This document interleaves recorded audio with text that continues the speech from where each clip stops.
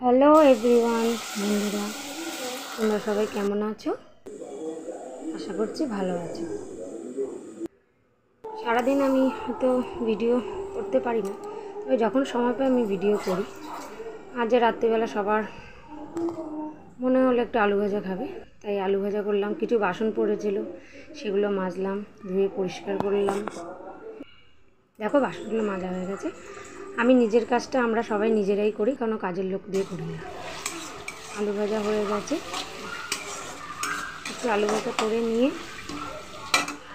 একটু টিভির সামনে বসলাম। সারেগামাপা হচ্ছে, 10:30 বাজে, অ্যাড হচ্ছে। তাই এই মুহূর্তে চলে গেলাম ঘরে গিয়ে বিছানাটা পেতে নিলাম, রাতে শোয়ার বিছানা। এই আমার ঘর,